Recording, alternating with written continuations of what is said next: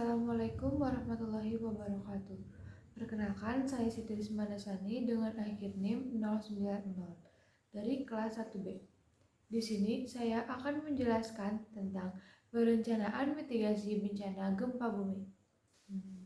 Untuk definisinya, perencanaan mitigasi bencana gempa bumi merupakan serangkaian upaya untuk mengurangi risiko bencana, baik melalui pembangunan fisik maupun penyadaran dan peningkatan kemampuan menghadapi ancaman bencana. Mitigasi bencana gempa bumi sangat penting untuk mengurangi risiko yang ditimbulkan akibat bencana, yang terutama berhubungan dengan pengetahuan mitigasi pra-bencana, tanggap darurat, dan pasca bencana. Adapun penyebab-penyebab terjadinya gempa bumi yaitu 1. Pergeseran lempeng bumi atau tektonik.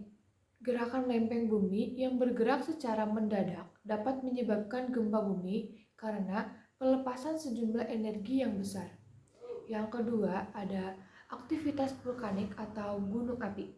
Aktivitas magma yang terjadi sebelum gunung api meletus dapat menyebabkan gempa bumi.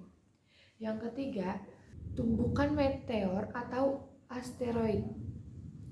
Jatuhnya meteor atau asteroid ke bumi dapat menyebabkan gempa bumi, tetapi jenis ini jarang terjadi ya. Yang keempat, ada runtuhan tanah.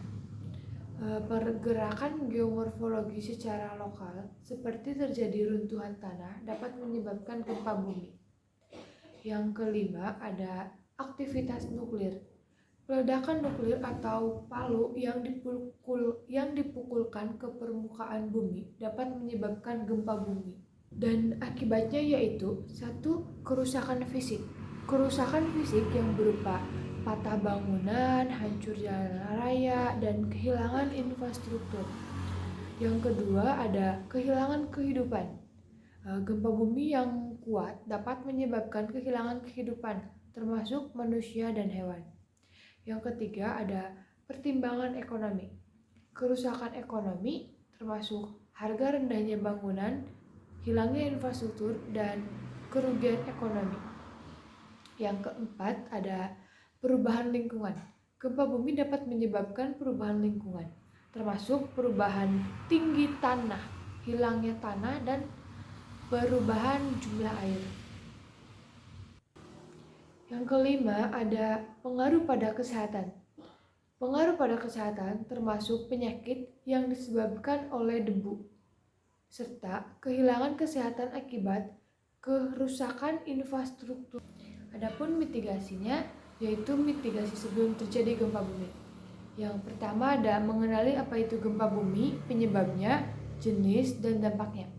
Yang kedua, pastikan struktur dan letak rumah dapat terhindar dari bahaya gempa bumi. Yang ketiga ada mengevaluasi dan merenovasi ulang struktur bangunan agar terhindar dari bahaya gempa bumi. Yang keempat, belajar melakukan P3K, pertolongan pertama pada kecelakaan. Yang kelima ada belajar menggunakan alat pemadam kebakaran. Yang keenam, catat nomor telepon penting untuk dihubungi ketika terjadi gempa bumi. Yang ketujuh, persiapan rutin pada tempat bekerja dan tempat tinggal. Adapun mitigasi saat terjadi gempa bumi, yaitu tetap lindungi kepala dan segera menuju ke lapangan yang terbuka. Yang kedua, hindari menggunakan lift, eskalator, gunakanlah tangga darurat.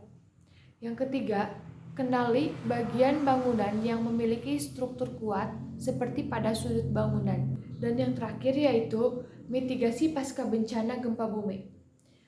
Tetap waspada terhadap gempa bumi susulan. Periksa keberadaan api dan potensi terjadinya bencana kebakaran. Berdirilah di tempat terbuka, jauh dari gedung dan instalasi listrik dan air.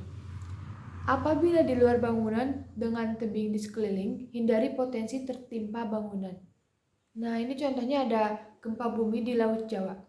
Gempa bumi di Laut Jawa pada hari Jumat 14 April 2023 adalah gempa bumi yang terjadi di Laut Jawa dengan kekuatan 6,9 menurut BMKG dan 7,0 menurut USGS.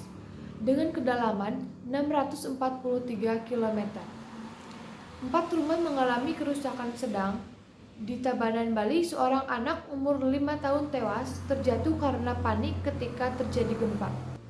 Untuk kesimpulannya yaitu, wilayah yang terletak dengan lokasi pusat gempa bumi adalah pantai utara Provinsi Jawa Timur dan Jawa Tengah. Wilayah tersebut pada umumnya merupakan morfologi daratan pantai yang berbatasan dengan perbukitan.